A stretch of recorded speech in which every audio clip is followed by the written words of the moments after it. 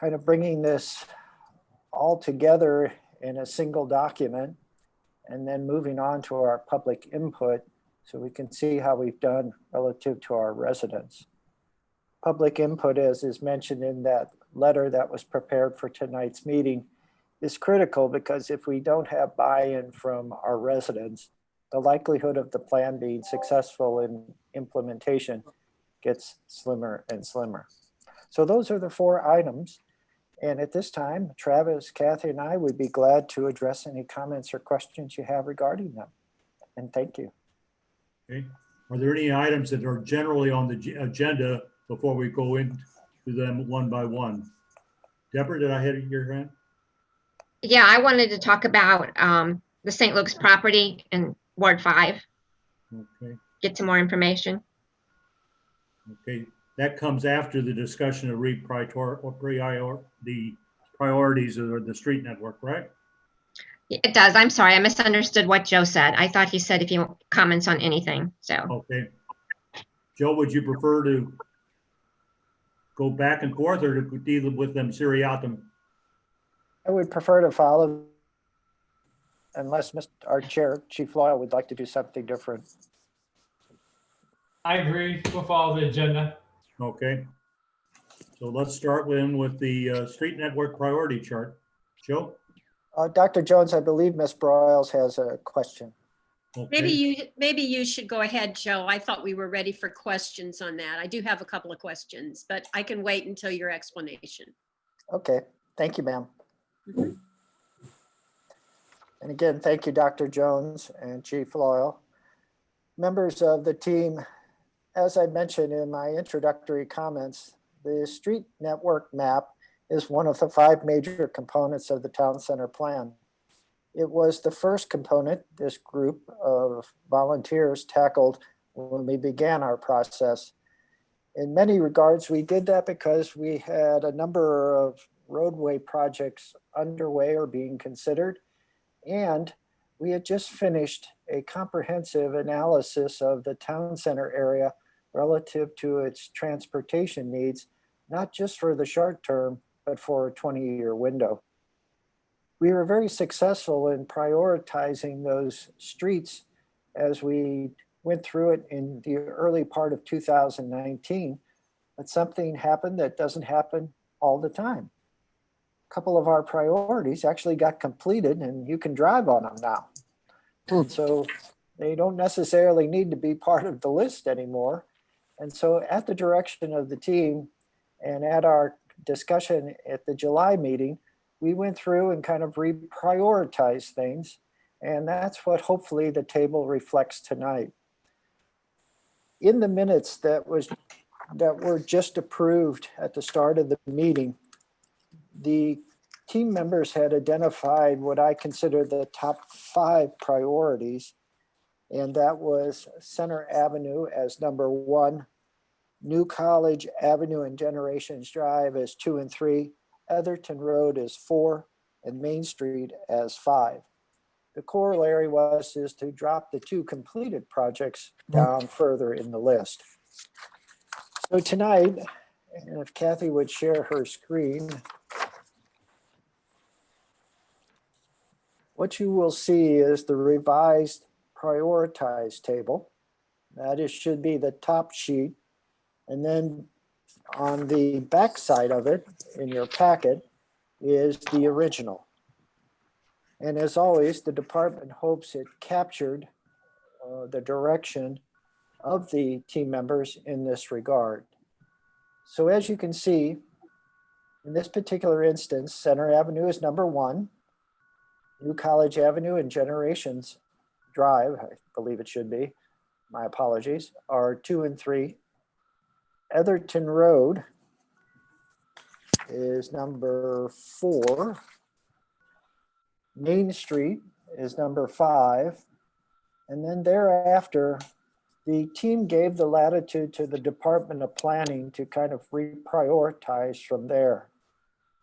And the next one is Taylor Road, and I'll just give a brief explanation. Taylor Road is the section of street between Route 100 and Manchester Road. It is part of the downtown district. The Department of Public Works, with support of City Council, have submitted a grant application to do improvements to Taylor Road. Those improvements would include trying to address some bicycle safety issues, as well as other levels of service. And so the department believes, since an application has already been submitted for grant funding, that probably could be number 6 on our list. The next is Eastgate Avenue, and that is the street that separates Walgreens from Benedetto's on Main.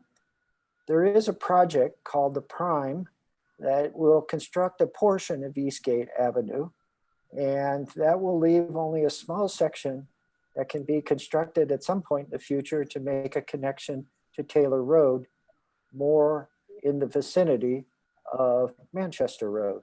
So that's the reason it's there. West Avenue and Wildwood Avenues are town center streets. They don't necessarily have a substantial amount of traffic, but for all intents and purposes, they were ranked high when we did this back in 2019. And the feeling was that it should be somewhat in that same range as we started.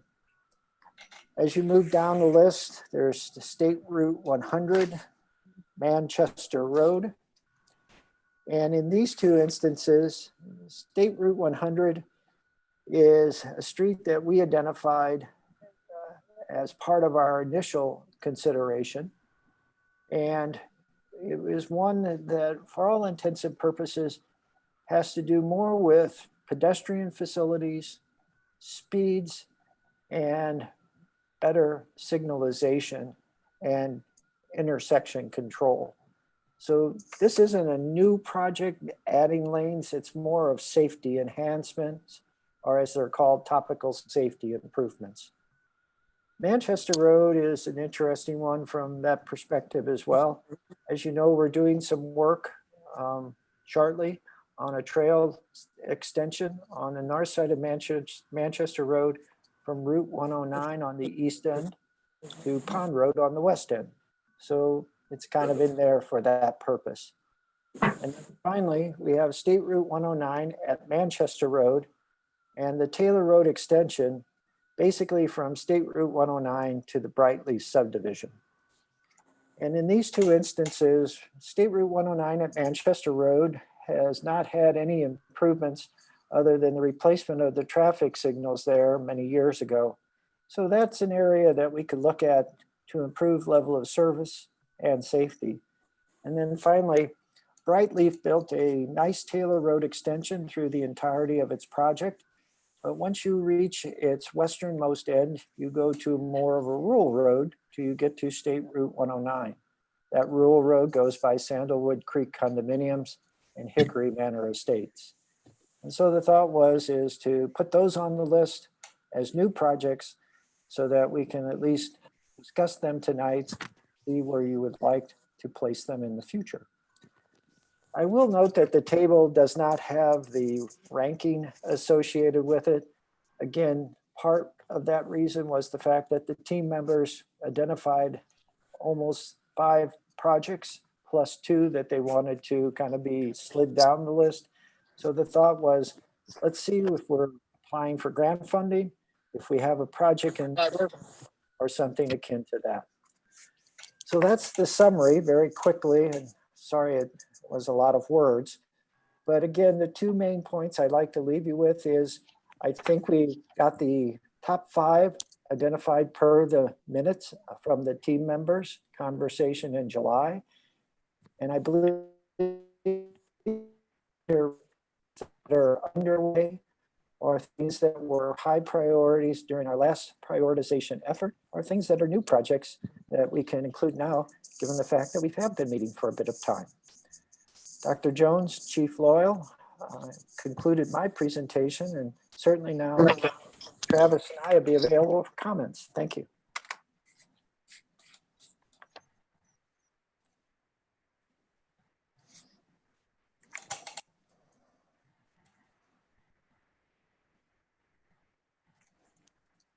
Elizabeth, I see you have your hand up. Yes, thank you. I wanted to look at, well, I did see Generations Drive there, but you already stated that Avenue is to be deleted there on number, the third one down. But what does NA, I know it's non-applicable, but why is that in under the priority section there? The NA. Um, The question's for Joe. Yep. It was again a priority rating. I did not want to assign a priority rating without the benefit of the team members endorsing the list. So instead of leaving it blank, I just put not applicable at this time. So again, just look at the list in its raw form. If we get an endorsement tonight, we could certainly work through the key points of it and catch it all up. But I wanted to get you the list in the order that we received the direction. And my second question is, Etherton Road has a priority of 2. Will these actually be in order of 1, 2, 3, 4 eventually? Yeah, so that past priority reflects, again, what we did in 2019. Just Okay. look again at the raw listing as the project name. That's the priority that the department is presenting tonight. Okay, thank you. You're welcome, ma'am. Lindsay? Couple of questions here, Joe. The first is that the chart lists which projects require completion before this project can start. And I noticed several at the top of the list have Manchester listed. And then Manchester is listed at the third from the bottom on the non-completed projects. And I'm trying to understand, is that the improvements to Manchester Road that are currently being completed, or is this the new project on Manchester Road west of 109 that's listed as a predecessor? It is the one that's underway on Manchester Road, or what we call phase 3 of the streetscape. Okay. So Eastgate is intended to intersect Manchester Road. Wildwood Avenue is intended to intersect Manchester Road.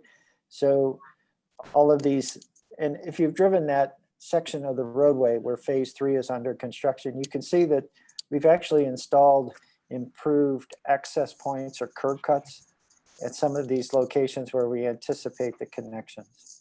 Okay, so the predecessor Manchester Road is a different phase than the Manchester Road that's listed on the third row from the bottom. That's correct. That's correct, ma'am. Any other comments or questions about the street priorities? Ray? I have a couple of questions, Joe, about the chart. When I look at this in clusters, it really kind of falls into 3 categories under best estimate when improvements are needed.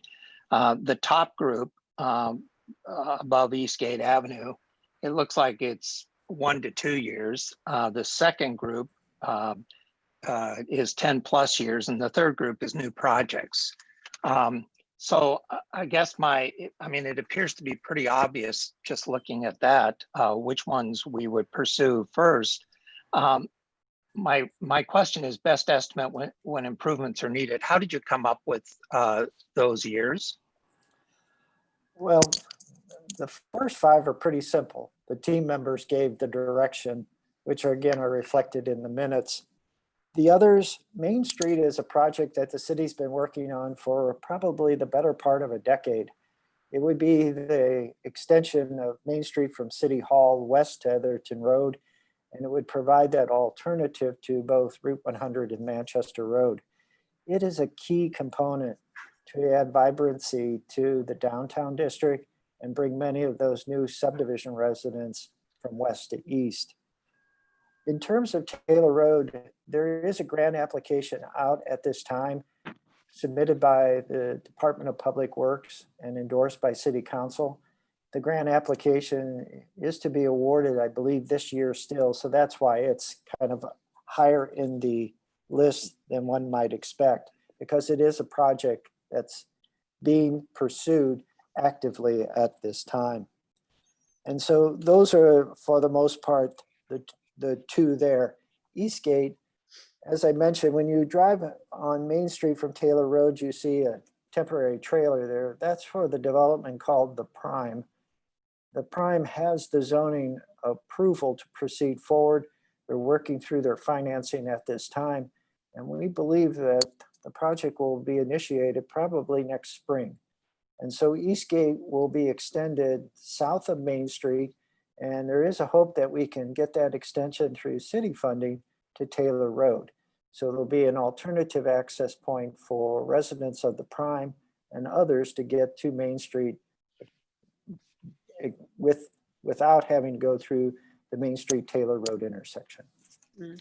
And my follow-up question to that, when you look at the difference between what I refer to as category A and B, the need for improvements is pretty dramatic. It goes from a couple of years to 10 plus years. Again, I assume that that gap was deliberate, intentional. It is, and the reason I say it is because, as I mentioned, and you all have seen this, as part of a project that's called the Reserve at Wildwood or Ackerley Place, we actually, you as a group, the team, had to kind of make a decision about it. We required that developer to participate in a traffic study. That traffic study indicated that many of the town center streets are of sufficient size and function that they don't need to be improved for 10 years. So that's where it came from, the traffic study. And when you think about just development in general here in town center, when people drive by, they see a lot of new housing being built. But for the most part, we have not had a new commercial building constructed in town center since 2008, 12 years ago. And so when you think about 10 years is a long time, think again in accordance with what's being recommended here. West Avenue, Wildwood Avenue, they're all intended to be part of a commercial district. And we just not have seen that commercial demand. So we put a long time frame on it. And my third question, when you look at the projects in category A, the total cost to, I guess, the city amounts to about $4 million, roughly. I assume we've got monies earmarked for that. Yes, each year the city collects about $2.4 to $2.5 million through its capital improvement sales tax. Now, suffice to say, there's a lot of projects competing for that, but we also each year probably return money back because we do get ambitious and not all the projects are completed. And we have a reserve fund that's probably in the range of, I want to say, $6 to $8 million. So each project, and Miss Marion can attest to this probably as well as Mr. Hoffman, we go through a cycle. There's always the planning process that may take up to a year. There's the design and engineering that takes another year. And then there's construction that could take up to a year. So we always kind of factor in a 2 to 3 year window for a project just because of our process. So we build and we plan and we build and we plan. So the money always seems to be available for priorities that are identified by our residents like you. Oh, good. And my last question, and maybe I just missed it, what are you looking for from us on this? Well, the department would respectfully request, when all questions are answered and hopefully the answers are satisfactory, a motion to endorse the reprioritization before you tonight. Thank you. Other questions or comments? Elizabeth? Yes, could we, Joe, go back to New College Avenue? I'm not quite sure what is expected on New College Avenue. What would be changed? Well, for those that aren't familiar, the multiple family development project that was proposed on the 4+ acre site south of the Wildwood Family YMCA has withdrawn. So the pressure from that project and its 116 units no longer exist.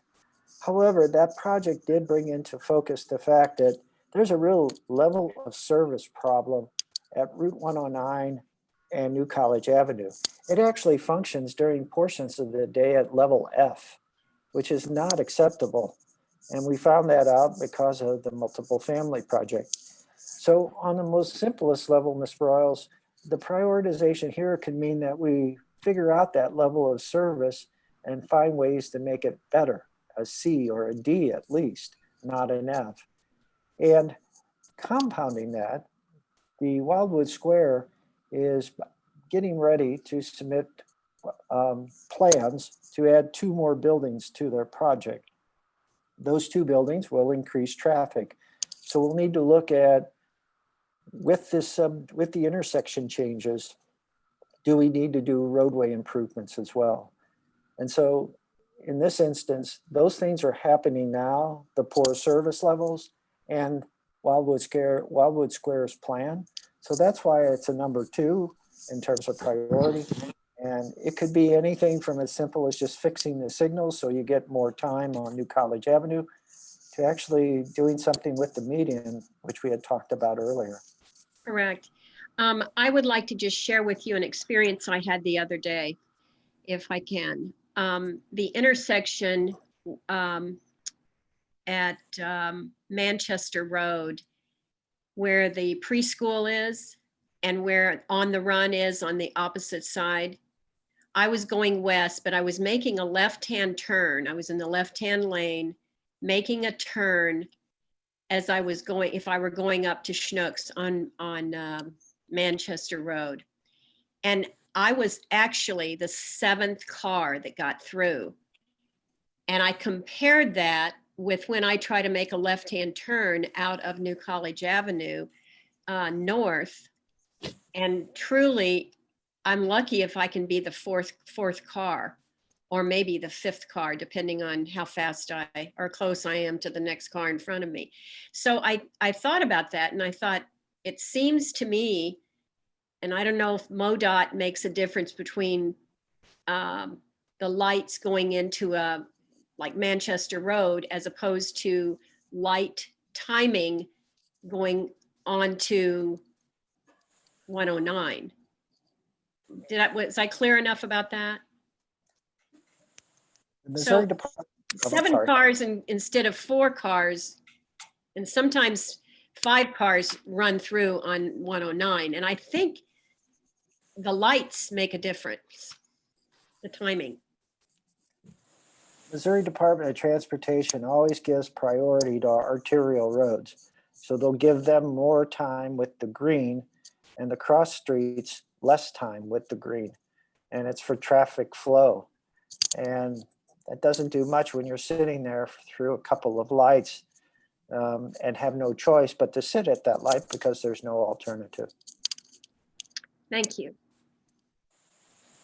Any other questions or comments about the street priorities?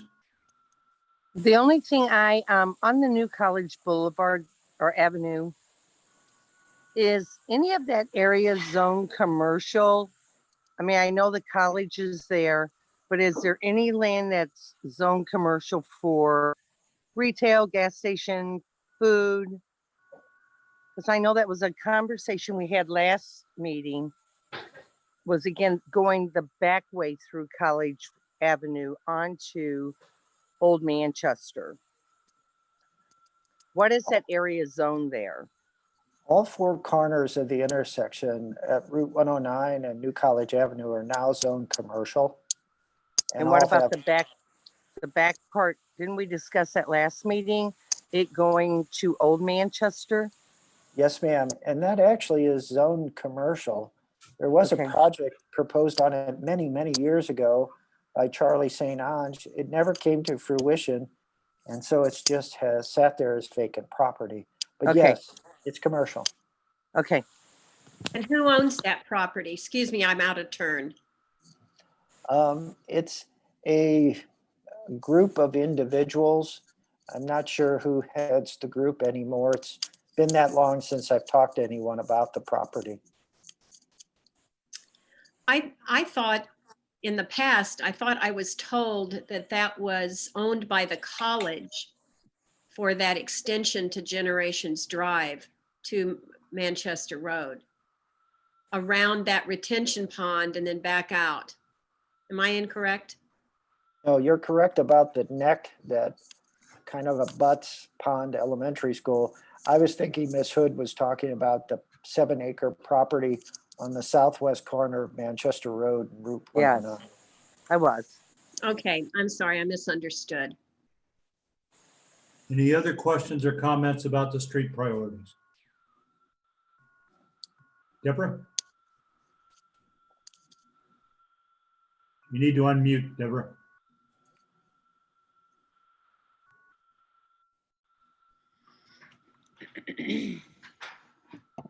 Okay, so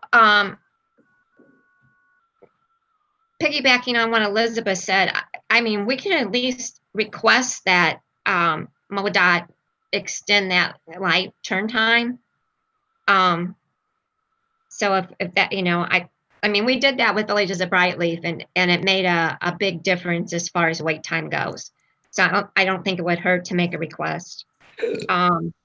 And then my other question is, State Route 100, why did you put that farther down on the list, Joe? Based upon the traffic analysis that was done and reviewed by the Planning and Zoning Commission and City Council, State Route 100 is operating at a very high level of service, meaning good. And for the most part, it's low because it was more pedestrian improvements and changes to signalization and topical safety improvements as well. So it's not like a major street alteration. These are just things like, for example, Pond Road and Route 100. Part of that intersection is in town center and, or will be, excuse me. And so there's a safety issue there. And so that's why it's not off the list, but it's certainly, when you compare it to some of the others that have a day-to-day impact on the function of town center, the core of town center, it's just not as high. Well, and that was my concern, was because we've had a lot of discussion at council about the safety at Pond Road and then Highway T. So I was just surprised to see it lower on the priority list, especially since there's been traffic accident concerns in that area. Certainly, but again, more focusing on town center, the City Council has a list of priority projects on all of the state highways that are part of the city of Wildwood.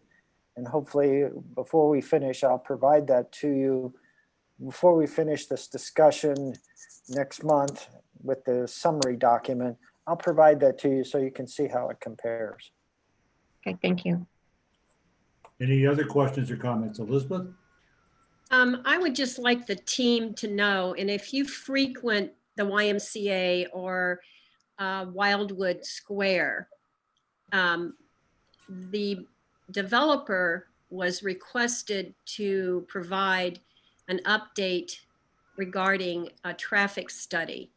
And one of the recommendations from that traffic study was to take out the median in the first section, that first section of the median on New College Avenue, and place another left turn lane going north.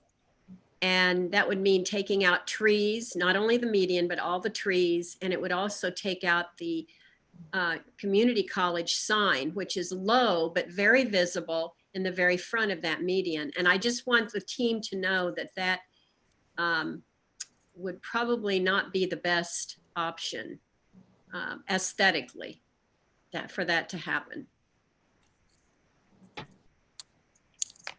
Any other questions or comments? If not, is there a motion to approve the street priorities as enunciated by Joe and the department? I make a motion Is to there a approve. second? I second. Discussion? Hearing none, I assume you're ready to vote on the motion. Kathy, will you call the roll? Team Member Curtis, Yes. Team Member Roughton, Yes. Member Lux, Yes. Member Edwards, Yes. Member Weiss, Yes. Member Risdall, Yes. Member Marion, Yes. Member Broyles, Yes. Member Hood, Yes. Chair Loyal, Yes. Member Cohn, Yes. Member Hoffman, Yes. Councilmember McCutcheon. Yes. Motion passes unanimously. We'll now move to item 6 on the agenda. Back to you, Joe. Thank you again, Dr. Jones. Dr. Jones, Chief Loyal, and members of the team, the item before you tonight is a table that you've had in your packets almost since the inception of the process, particularly after the team members started making decisions that required votes. And it was intentional in that we provided this to you at each meeting to ensure that what you did at the last meeting was recorded and recorded accurately, but also to kind of give us a shot in the arm as we kind of slug through things during the months and sometimes thought, are we making progress or not?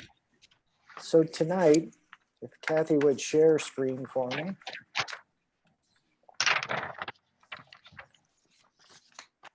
Thank you, ma'am.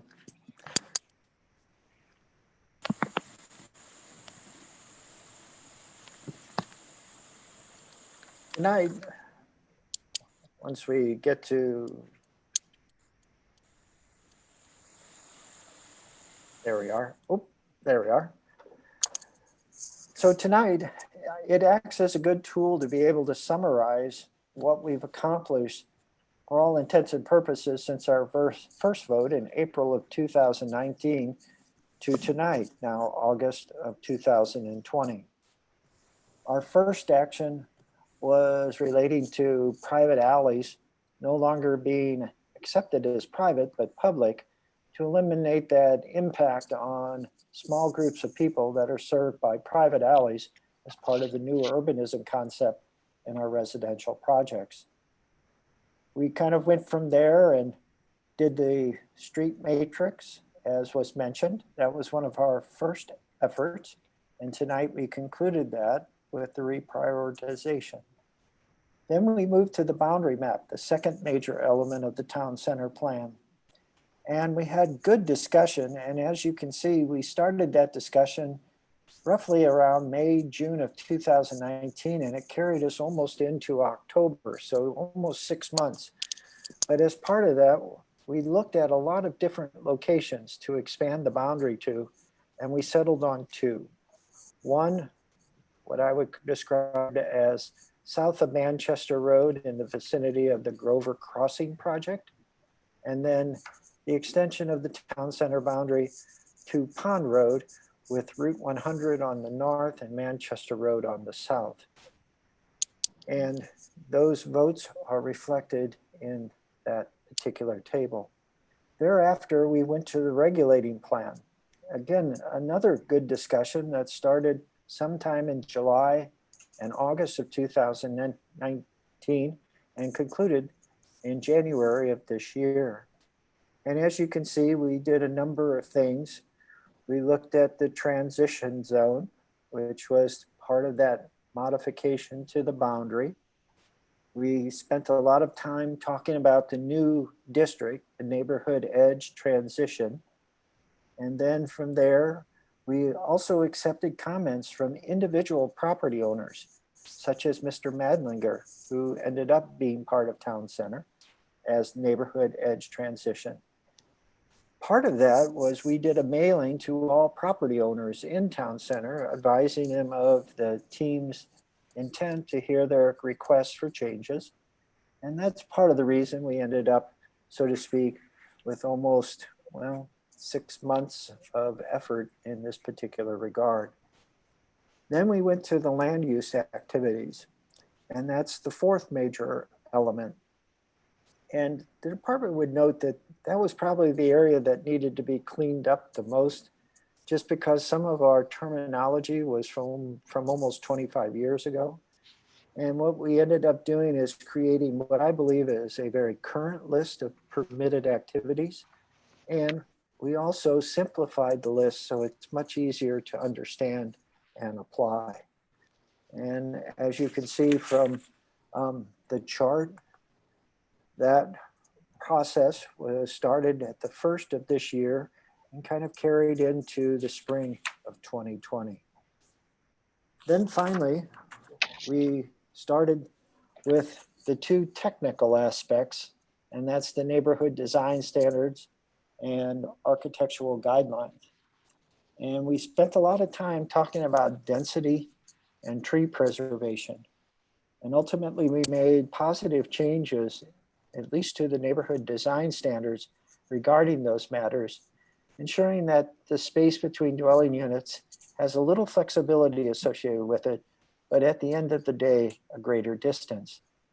And again, we looked at tree preservation and we made a statement that for all intents and purposes, grand trees will be protected, and if removed, a certain extent of restoration will be required. And then at our last meeting, Mr. Hoffman stole the show. He discussed it in about 5 to 10 minutes, and we voted on it in less than one, and it stayed unchanged. So he gets the gold star for persuasive speech. Woohoo! And I believe the reason is the Architectural Review Board spent almost 2 years updating it and had just completed that not more than a couple of years ago. And then finally, you had the special privilege of being asked by the Planning and Zoning Commission to look at 2 actual developments, that being Latitude North 38, which was at Etherton Road and Crestview Drive, and then the Ackerley Place, which is the 50 acres that has the spot there on Route 109, just to the south of the Phillips 66 convenience store and gas pumps. Those were actual projects with detailed engineered plans, and we did a tour of those locations. We met with the petitioners. You were scolded, you were cajoled, you were asked, and ultimately decisions were made. And so tonight, what you see before you is the collective efforts of our endeavor. And I've gone through them in a general sense. But tonight, the hope was of the department that we would seek your input on anything that you think we did wrong, and if so, why? And if not, what we, if everything's okay, an endorsement of the actions as a collective group. And then I would note that at our next meeting, we still have a couple of outstanding issues. One, Mr. Madlinger, who owns the 40 acres that is Vinrock Kennels. He is still seeking a change from neighborhood transition to neighborhood edge. And then if we honor the request of St. Luke's Hospital, they would like additional time to consider the change from workplace district to neighborhood general district. So we still have a couple of items out there, but all in all, this reflects our activities since our inception. So again, the department would gladly accept questions and comments. And then if there are any changes, we'll introduce those as we go. Thank you. Thank you, Joe. We're open for questions and comments. This is Elizabeth? Jeannie. I'd like to make a comment. First off, this has been a really arduous task, I think, for everyone, including Joe and his staff. You've done an incredible job. I think sometimes there was certain discussions, but we came to a consensus on what we thought was best for the city of Wildwood, and that's why I participate in these committees. So I want to say thank you. You guys for working so hard, letting me be a part of it. And I think it's a great job. I agree with everything you just presented, Joe. Elizabeth? Thank you. Yes, I have a question, Joe, about Mr. Madlinger. can you refresh my memory again? He wants to change again back to, or he wants to change to neighborhood edge. And could you explain, has he had a conversation with you about that? Actually, he presented to the team at a couple of meetings. And so that's the extent of conversation.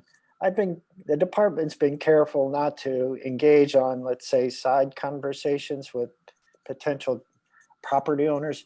That isn't fair to you all and certainly could corrupt the process. So prior to the town center update, the 40 acres that Mr. Manlinger owns was designated non-urban residential area under the master plan, meaning if he had 40 acres, he had maybe 13 3-acre lots. His point to the team was, I adjoin Grover Crossing, which has 6 units per acre, not 1 unit for every 3 acres. I also can see the backside of Main Street, pardon me, Main Street Pantry, or that commercial area there. So the thought was, he does have neighbors that are not, let's say, necessarily as conducive to 3-acre development as one might think. When we were talking about the new district, neighborhood edge transition, the thought was this may work here. Because as you remember, the front 15 to 20 acres was relatively flat, had positive topography and access to utilities. The remaining 20 was like dropping off a cliff. He was satisfied with that until he had an agent, his real estate agent, start marketing the project to different development interests. And they all came back and said, the density is too low, we can't make it work. And so that's why Mr. Manlinger presented himself again to the team and respectfully requested that you consider not the neighborhood edge transition, but the neighborhood edge, which in principle could allow anywhere from 3 to 4 units per acre, not 2 units for every 3 acres. Dan? So let me just finish up with Joe. Sure. So my understanding of what you just shared with me is that it's the developer that he spoke with that said basically they couldn't make any money unless they was more dense with homes. Is that correct? Yes, I don't know if it was a single developer. I'm kind of thinking he may have talked to 1 or 2, maybe even more than that. But I would also remind you all that we had a long discussion about this, and he went from 11 units on 40 acres to potentially doubling that number. And so I think the feeling of the team members at the time was, we've done a pretty good service.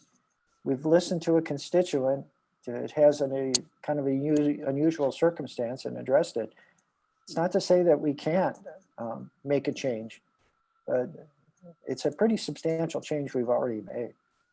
Well, Grover Crossing is extremely dense, as you know, and we had an opportunity, thanks to you, to be able to walk that property and noticed and were told that there's an exit that adjoins Grover Crossing, which would be a disaster for those residents, I would think. Thank you for clarifying that. Yes, Dan first and then Deborah. if you want to be popular, extend to Stub Street. People will find you.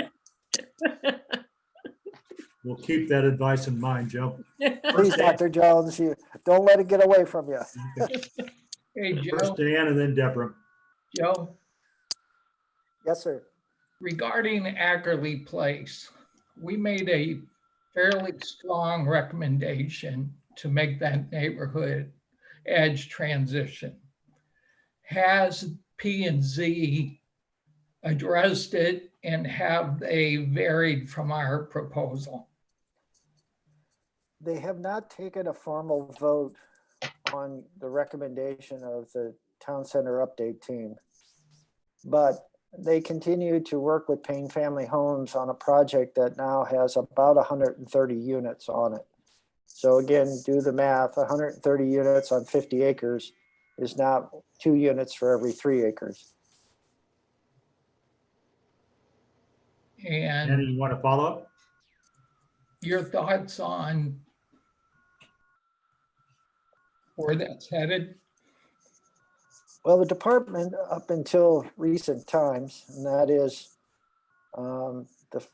this year, had recommended denial of the project for a range of reasons. Some as simple as there was no new urbanism associated with many of the streets. There was a setback line versus build-to lines at the front of the properties, et cetera, et cetera. The Planning and Zoning Commission has been very consistent in trying to make this project work on this property. And we're getting closer, but again, I would probably, if asked by the Planning and Zoning Commission, and now you've just asked, I would probably not endorse the neighborhood edge transition district there. It was zoned in 1989 for an enclosed mall of almost 500,000 square feet. It had an apartment complex on it and 9 outlots. Dearborg's had the property under contract when the city incorporated. There's a zoning approved by the city of Wildwood for a Target. It's not, in my opinion, a prime place for low density residential. And the history doesn't justify it. And I believe in a court of law, we would not be successful. Except that you're the chair of this particular committee, and this committee took a vote, and it was a recommendation from this committee, but it's something that you have a different set of ideas on, correct? Correct. As a professional planner, as staff to this team, I will do everything in my power to convince the Planning and Zoning Commission your action was appropriate. Thank you. Deborah, you're next. Yeah, I wanted to go back to the project that Elizabeth was discussing.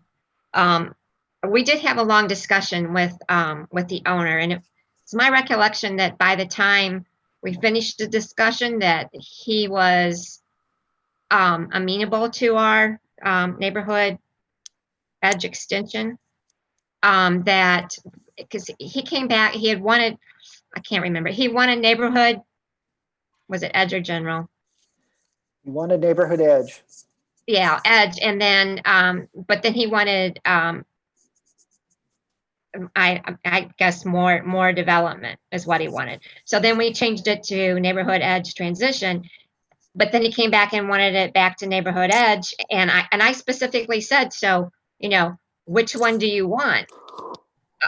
So do you want us to go back, you know, and change it again? And he said no. So I thought that he was okay with finally agreeable to what we did. So has he talked to you since then, Joe? Well, at his last presentation to the team, he spoke at length about the fact that his agent, real estate agent, had engaged some developers, and they all said, it's great that you got a change, but a change that doesn't work for us. And so that's why he made the plea to the team. Before our next meeting, I'll re-engage with Mr. Madlinger and get clarity for all of you on this particular matter. Thank you. If my recollection, Joe, was regarding Mr. Madlinger, we had offered him if he'd like to go back to non-urban versus the neighborhood edge, and he said no, he didn't want that. He didn't want to be where he's at. He just kind of wanted to revisit our initial decision to not approve edge or general, but he did not want to go back to non. He wants to be in town center, but it kind of under his terms. Exactly, sir. Well spoken. Comments again on Joe's summary of all the work that the team has done? Or questions about it?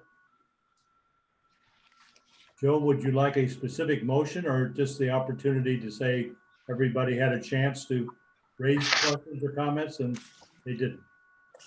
Yeah, I think at this stage, Dr. Jones, just if there are no further comments, we'll proceed forward with the assumption that this will be reflected in what we present in the future in terms of our decisions. Is that acceptable to the team? Yeah, I would like to make a motion to officially reflect the fact that the team approved proceeding in that manner. Is there a second to that motion? I'll I'll second that. second. Any discussion of the motion? Are you willing just to have a consensus vote as opposed to? I'd a like to do roll roll call if we could. call? Okay. Roll call, okay. Kathy?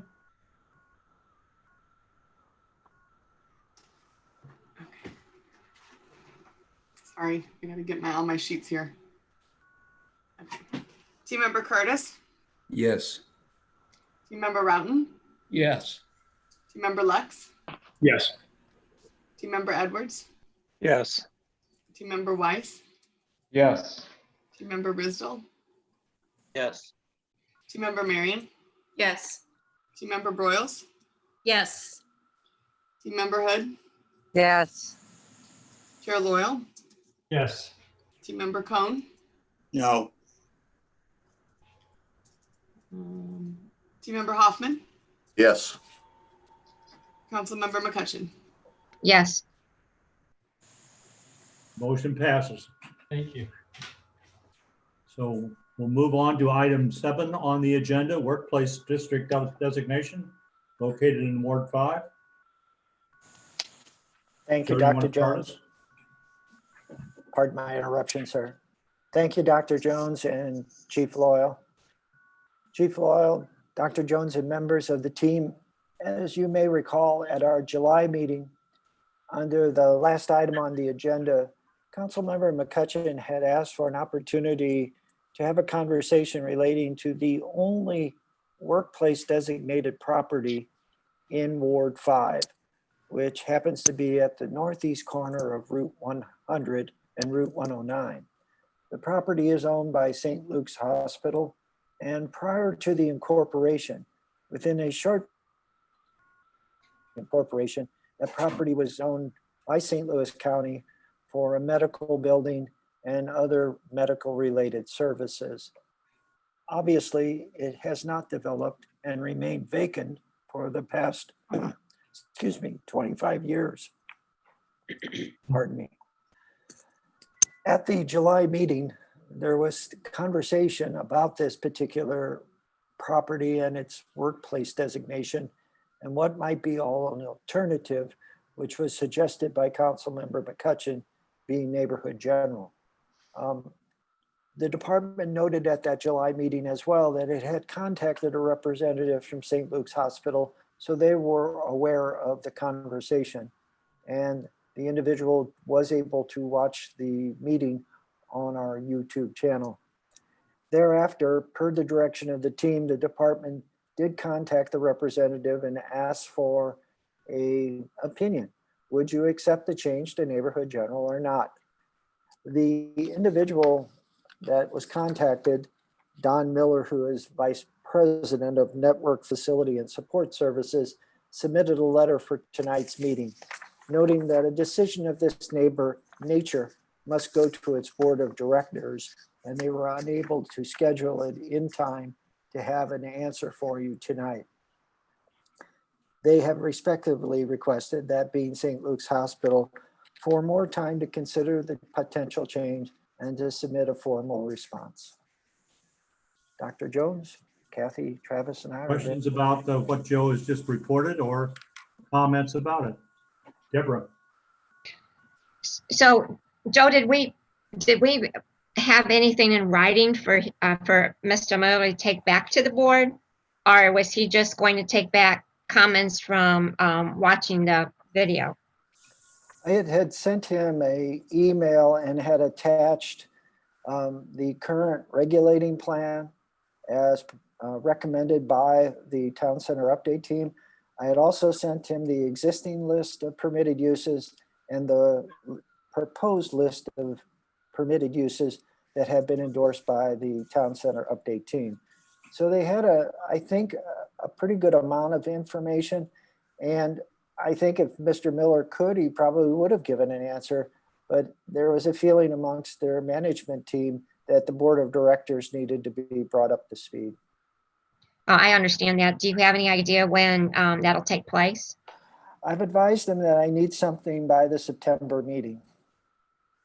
Did he make any comments as to which way he was leaning? No, he did not.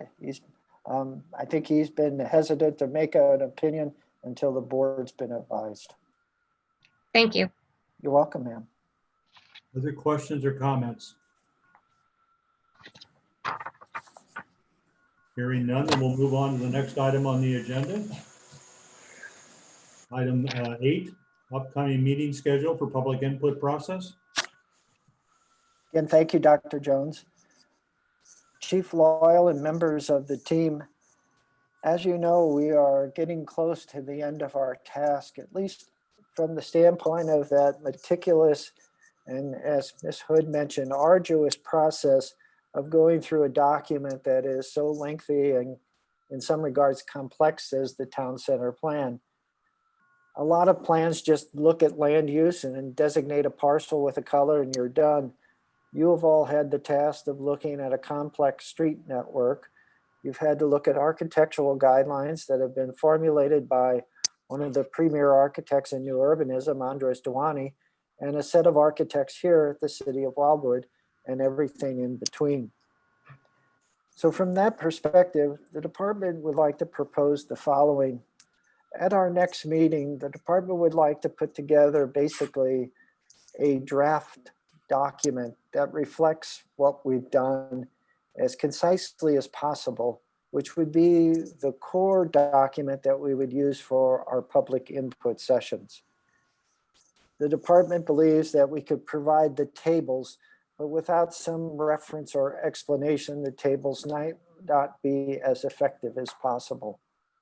The intent is not to provide you in September the draft plan, but what I would call is a comprehensive summary of what we've done since we started back in 2018 to today. Also at that meeting, the next meeting, we would conclude our discussion about the subject we just completed, the workplace district designation in Ward 5. I would give you an update on Mr. Manlinger's status, if he is still interested in neighborhood edge versus neighborhood edge transition. And then any of those kind of loose ends that we discover as we start pulling the document together. That would, all intents and purposes, be our next meeting, the document. And the intent would be to ask you all to endorse that document so we could then move to what I consider the final, or the second to final phase, and that is to get the information out to our constituents, the residents of Wildwood, the property owners in town center. In the memorandum, I note that I would hope that we could start the public input sessions in October and complete them before the holiday season starts. If we don't, we'll lose that whole period between Thanksgiving and Christmas, quite frankly. We can tell ourselves we'll have meetings then, but the likelihood of them being successful is very slim. Also in the memorandum, I say, after we've completed the public input sessions, you as team members need to see what people have said in a collective list or in some type of document. You have the authority as the team to basically integrate those comments or not. But ultimately, we need to go through each and every one of them. That will reflect then on what the document looks like after the public input session. And the document you'll be asked to endorse and forward then to the Planning and Zoning Commission. I hope, as noted in the memorandum, to have this all completed before we leave 2020. That's probably unlikely and unrealistic. So I mentioned that we may have to squeeze into January or February of next year. What's that mean? Well, we've been at it for 2 years if we go that long, and my apologies. I do take some solace in the fact that COVID-19 knocked us off the rails for a bit, and we didn't have meetings for several months. But we've done, I think, just a yeoman's job as a group, and you should be proud of your effort. The last thing I'll mention about schedule is September has Labor Day. Labor Day is September 7th. That's also the first Monday when the Planning and Zoning Commission meets. So what that means is the Planning and Zoning Commission bumps to the 8th, which bumps the Planning and Parks Committee of the City Council to the 15th, which bumps our meeting. So on the agenda, it references our regularly scheduled meeting. The second Tuesday of the month is the 15th. The department would like to have an extra couple of weeks to pull this all together and has offered the date of September 30th for consideration by the team. There's the scheduling conflict, but there's also, given the nature of things, we'd like that extra bit of time to get everything pulled together in a nice format. And instead of you all getting your packets the day of the meeting or after the meeting, actually get them to you maybe a little in advance of the meeting. So that's my pitch tonight. We're getting near the end, but we still have several important components. And I'd like to move our next meeting date to September 30th. That would be acceptable. Dr. Jones, Chief Questions Loyal. and comments about the schedule and process that Joe has just outlined? September 30th is The fine with me. 30th is fine with me. I'm good with it. Same here. Thumbs up from Terry Hoffman. Okay with Thumbs me. up from Scott Rosedale. Anybody for whom that is creates a problem? Thank you so much. Full speed My ahead. Zoom Joe. is freezing up. This way we can still hear you and see you. Kathy, are there any final public comments? No, sir. There's no more public in our meeting, so. All right. Any additional input from members of the team? Dr. Jones, if I could just have a minute. Sure. I've talked a lot tonight, but I do want to extend some thanks. We're not done, but you know, this is where we kind of have rolled up our sleeves for the last 18 months or so and kind of gotten down and worked pretty hard. We've been out in the heat and humidity. We've walked sites. We've been pointed at. We've been talked to. We've been probably criticized. So I just want to thank you all for your persistence, your fortitude. I say oftentimes, and I truly mean it to this group, we can't do this without you. So your efforts are much appreciated by staff. So thank you. Thank you, Joe.